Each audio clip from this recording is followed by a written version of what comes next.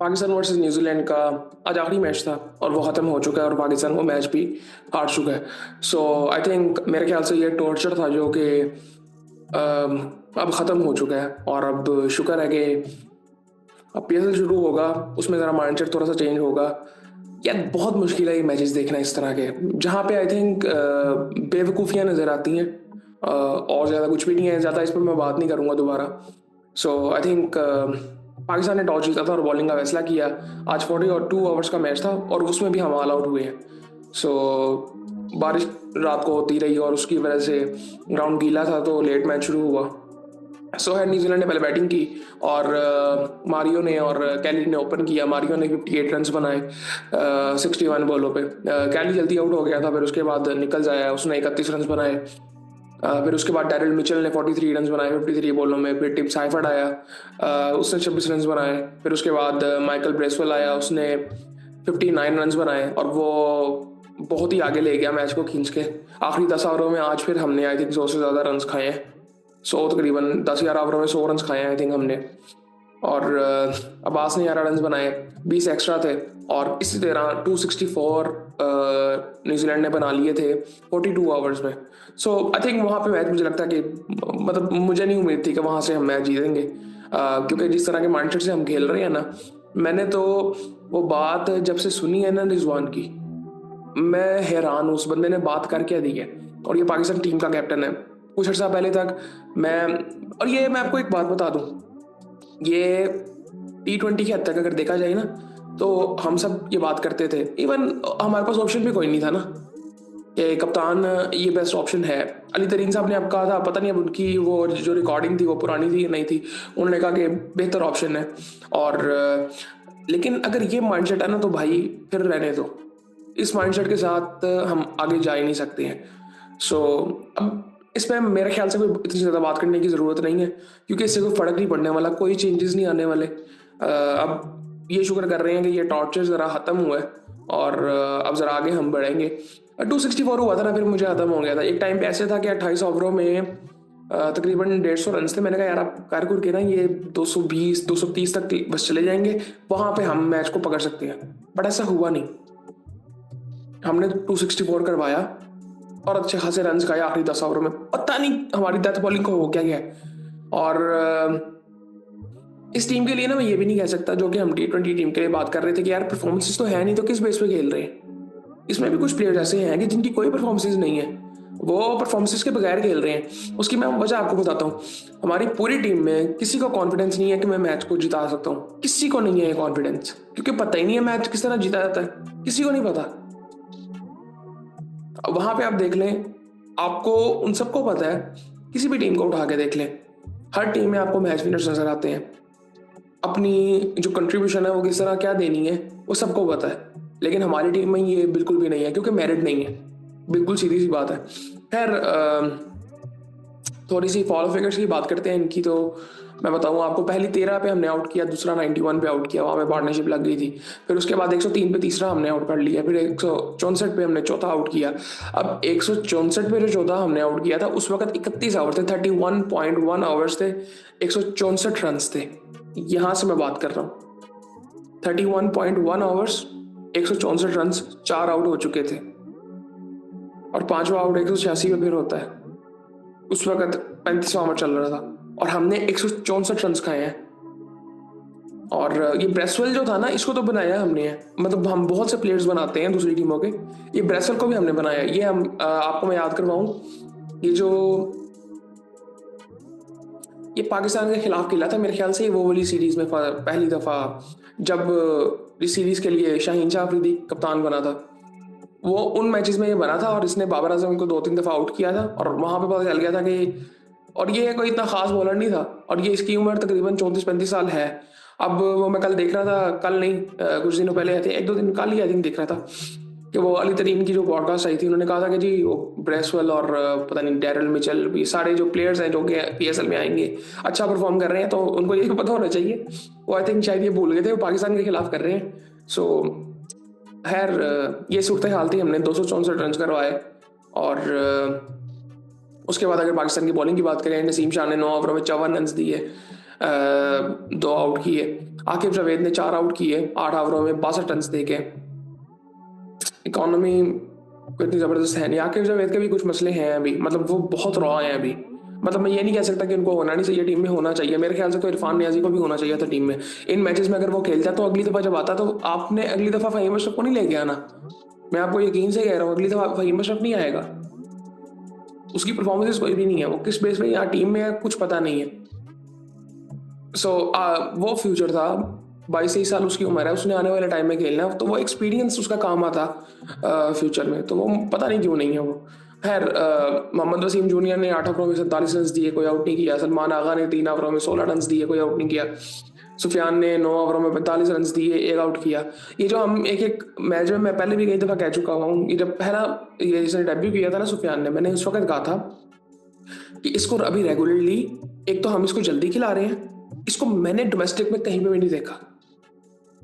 At least जो T20 की game होती है ना, वो आपको PSL से उठानी है। डोमेस्टिक की आप क्या बात कर रहे हैं? डोमेस्टिक ठीक है, आप फर्स्ट क्लास से देखें, आप वहाँ से टेस्ट ODI के प्लेयर्स निकालें, बट T20 का आपका प्रीमियम टूर्नामेंट तो PSL है, तो वहाँ से निकाल लेना। तो PSL में तो मैंने इसको इतना ज़्यादा देखा भी नहीं है परफॉर्म करते हुए, सुफियान को। खैर, इसलिए मैंने कहा था कि इसको अभी रेगुलरली T20 खिलाएं, ताकि ये थोड़ा सा ग्रूम हो, इसको भी पता चले थोड़ा सा कि मैं क्या कर सकता हूँ। अभी इसको कुछ नहीं पता, अभी बहुत रॉ है, स्किल्स हैं उसके अंदर, बट आई थिंक मैं वही कहूँगा कि आप कहो कि आपका मैच विनर है। मैं तो इस चीज़ को पहले एक्सेप्ट ही नहीं कर पाता कि हमें ग्रूमिंग करनी पड़ती है पाकिस्तान टीम में लाके। पाकिस्तान टीम में मैच विनर आने चाहिए जो कि नीचे से तैयार होके आए। खैर, इस पर क्या बात करें हम लंबी।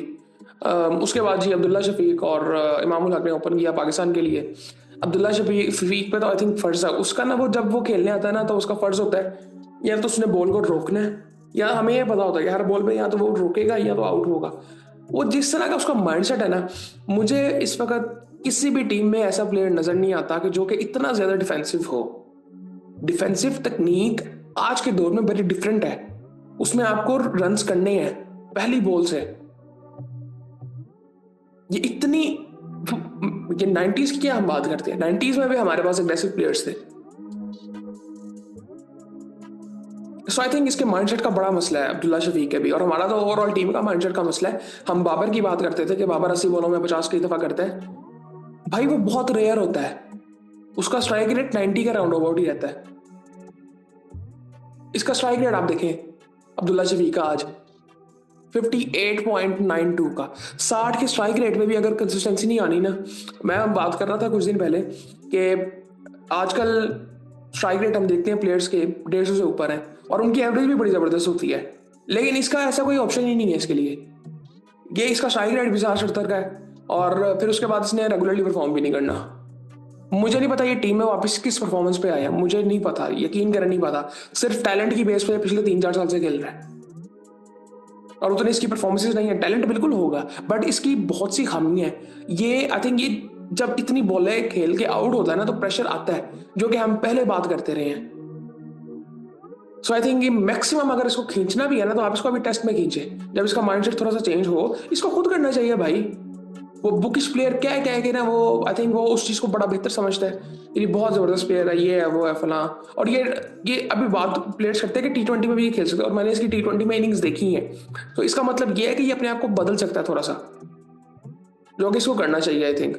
हैरी मामूल को बॉल लग गई थी, वो रिटायर्ड हुए, उनकी जगह फिर उस्मान खान आए थे, लेकिन वो उससे पहले बाबर आजम आ गए थे। बाबर आजम ने 50 किया। अब बाबर आजम, ये इस तरह मैंने बाबर आजम को आउट होते हुए कई दफा देखा है कि जब एक ऐसा बॉलर आता है कि जो कि बॉलर शायद नहीं है कंप्लीट बॉलर, डैरिल मिचेल अपना पहला ओवर करने आया था, उनको ब्रेक थ्रू चाहिए था, उसको आपने विकेट दे दी।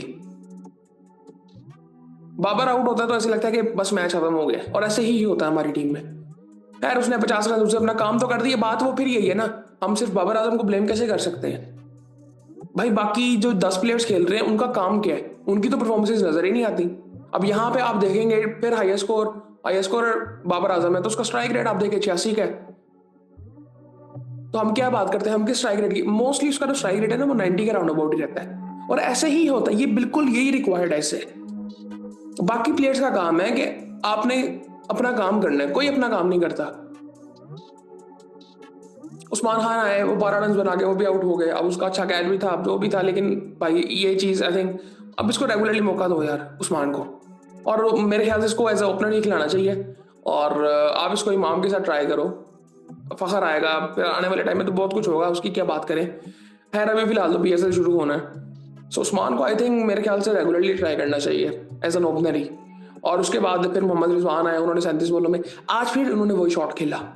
मेरी समझ से बाहर है कि जिस टाइम पे वो थे ना, वो मैच काफी हद तक हमारे हाथ में शायद था, तो वहां से उन्होंने मैच को खत्म कर दिया था। फिर जब वो आउट हुए, फिर 37 रन उन्होंने बनाए 32 बॉलों में। अब यहाँ पे 115 का स्ट्राइक रेट है, अब क्या इसके अलावा क्या बात करें इनके बारे में, क्योंकि बाकियों ने कुछ किया ही नहीं है। सलमान आगा वो भी जल्दी आउट हो गए थे, 11 रन उन्होंने बनाए 11 बॉलों में।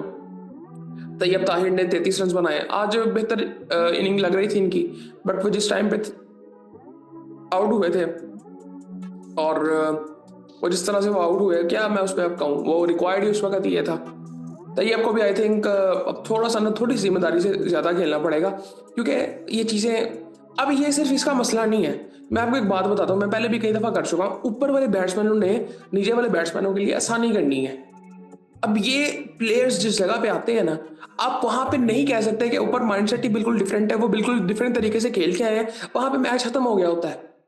तो नीचे वालों से आके आप क्या कर रहे हैं कि जी वो आए और आते ही आपको एक लंबी इनिंग भी खेल के दें और अच्छे स्ट्राइक रेट से भी खेल के दें। ये चीज ये चीजें पॉसिबल नहीं है। सो आई थिंक ये चीजें थोड़ी सी देखनी चाहिए। फ़हीम अशरफ 3 रन बना के आउट हुए, जब जरूरत होती है कोई ऐसी परफॉर्मेंस नहीं आती। सो पिछले मैच में उन्होंने खेल दी थी, तो आज अब ऐसा कुछ नहीं था। आई थिंक इन्होंने कोई प्रेस कॉन्फ्रेंस भी किया, उसमें इन्होंने कोई बातें की है, मैंने देखी नहीं है। मैं थंबनेल्स कुछ देख रहा था यूट्यूब पे, कैसी कुछ इन्होंने चीज़ें कही हैं कि माइंडसेट का मसला ये वो फलां चीज़ें। तो भाई दिखाओ ना फिर। नसीम शाह ने 17 रन बनाए, बस ये सूरत हाल थी। 21 एक्स्ट्रा थे उनकी तरफ से भी, 221 रन में हम ऑल आउट हो गए थे 40 ओवरों में। हमने 42 ओवर भी पूरे नहीं खेले। अब फॉलो विकेट्स की अगर बात करें तो पहली विकेट हमारी 5 नहीं, हाँ follow wickets, Imamul Haq retired होते हैं, वो 5 रन उस वक्त हुए थे टीम के, तो उनको बॉल आई थिंक सर पे, पता नहीं अब उनकी क्या सूरत हाल है। फिर हमारी पहली विकेट गिरती है 73 पे, और उस वक्त जो ओवर्स हुए होते हैं वो 16.2 थे, 16.2 आवर्स। देखें अब 73 पे हमारी पहली विकेट गिर रही है, दूसरी 97 पे, तीसरी 108 पे, फिर 135 पे, फिर 169 पे, फिर 176 पे, फिर 212 पे, 7 पे आउट होता है। उस वक्त तक मैच खत्म हो गया हुआ था। 212 पे, फिर 212 पे 7वां भी 8वां भी आउट होता है, 218 पे 9वां आउट जी। और उसके बाद फिर 221 पे हम ऑल आउट हो जाते हैं। और उनकी अगर बात करें तो विलर ऑर्क, उनको तो हम बना रहे हैं, अभी उनको प्रैक्टिस करवाने गए हमें आई थिंक हम। विलर ऑर्क ने 9 ओवरों में 60 रन दिए। जैकब डफी ने 7 ओवरों में 40 रन 2 आउट किए। बेन सीयर्स ने आज फिर 5 आउट कर लिए, पिछले मैच में इसने 5 आउट किए थे, 9 ओवरों में 34 रन देके, अच्छा बॉलर है वैसे अगर बात की जाए तो। और माइकल ब्रेसवेल ने इसने T20 में बड़ी ज़बरदस्त बॉलिंग की थी, जिस तरह की बॉलिंग कर रहा था ना, दोनों साइड पे सीम स्विंग था इसका, बड़ा ज़बरदस्त था। और उसके बाद माइकल ब्रेसवेल ने 8 ओवरों में 39 रन देके एक आउट किया। अब्बास ने 3 ओवरों में 16 रन देके एक आउट किया। डैरन मिचेल ने 4 ओवरों में 30 रन देके एक आउट किया। सो ये सूरत हाल थी। अभी मैं कल कुछ देख रहा था आई थिंक न्यूजीलैंड के बारे में, कि इनके पास रिसोर्सेज ही नहीं है भाई, जो हमारे पास हैं। बड़े लिमिटेड इनके पास प्लेयर्स हैं, लेकिन वो सब कुछ ठीक है, सिस्टम इनका बेहतर है, तो सब कुछ ठीक तरीके से चलता है। हमारे यहाँ पे अब वो एसएसजी के चेयरमैन भी नकवी साहब बन गए, पीसीबी के चेयरमैन भी वही हैं, और वो एक होता है उनके पास इंटीरियर मिनिस्टर भी आई थिंक वही है। पता नहीं इन्होंने क्या क्या करना है। और उसके बाद आई थिंक यार काफ़ी चीज़ें ठीक होने वाली हैं। उफ तो भाई यार ये चीज़ें देख के ना आई थिंक मैं वो फिर बात करूंगा इसके बारे में। बात करें तो टॉर्चर ही लगता है, एक देखना ही मैच टॉर्चर होता है, और दूसरा फिर इनके बारे में बात करना आई थिंक। सो यार ये सूरत हाल थी यार। और इसके अलावा मैं क्या बात करूँ, आई थिंक PSL की आई थिंक उसकी भी काफ़ी वीडियोस हैं। आज IPL की भी 2 मैचेस हैं, कल भी 2 मैचेस हैं। तो आई थिंक मंडे से शायद मैं कोशिश करूँगा कि अपलोड करना शुरू करूँ। अभी आज शूट और एडिट करके फिर उसके बाद मंडे से आई थिंक देखेंगे कि उसको अपलोड करना शुरू करें, उसके बारे में बात करते हैं। उसमें भी काफ़ी इंटरेस्टिंग चीज़ें होंगी, मुझे लगता है कि PSL में मज़ा आएगा। अब वो बात अगर करें ना अली तरीन साहब की वीडियो की, जो पॉडकास्ट उनका है, मेरे ख्याल से मैं आपको एक बात बताता हूँ, ये सारे मसले हैं, ये बिल्कुल ये रियलिटी वाले मसले हैं। बट आई थिंक जो लोगों ने सुना होगा ना वो फिर डिप्रेस हो गए होंगे, जिस तरह मैं भी किसी हद तक हूँ यार, कि यार वाकई ये मसले तो हैं हमारे। अब पीएसएल शुरू होगा, चीज़ें चेंज होंगी क्योंकि उसमें सारी टीमें हमारी हैं। और उसमें एक चीज़ यार, मज़ा तो आता है पीएसएल देखने का। उसकी वजह मैं आपको बताता हूँ। आप पिछले 2-3 साल की हम क्वालिटी की बात करते हैं ना, क्वालिटी ऑफ क्रिकेट की, अगर आप सिर्फ मैचेस की बात करते हैं ना तो बहुत बेहतर हुए हैं। क्राउड नहीं आया, स्पेशली कराची में। कराची में क्राउड नहीं आता। सो ओवरऑल मैचेस की अगर बात करें, इतने ज़बरदस्त मैचेस हुए हमें, बहुत ज़बरदस्त मैचेस हैं। बाकी मसले हैं, मैनेजमेंट के मसले हैं। सो आई थिंक इसलिए मज़ा तो आता है हमें मतलब देखने का। सो आई थिंक मुझे लगता है कि मज़ा तो आएगा और चीज़ें होंगी बेहतर। बट आई थिंक ये मैनेजमेंट की तरफ से उस वहाँ से मुझे कोई उम्मीद नहीं है अभी भी। मुझे कोई यार सीरियसली कोई उम्मीद नहीं है कि यहाँ पे कुछ होने वाला है। और ऐसी चीज़ें चलती हैं हमारे मुल्क में और चलती रहेंगी आई थिंक। बाकी आई थिंक फिर आपसे बात होती है और या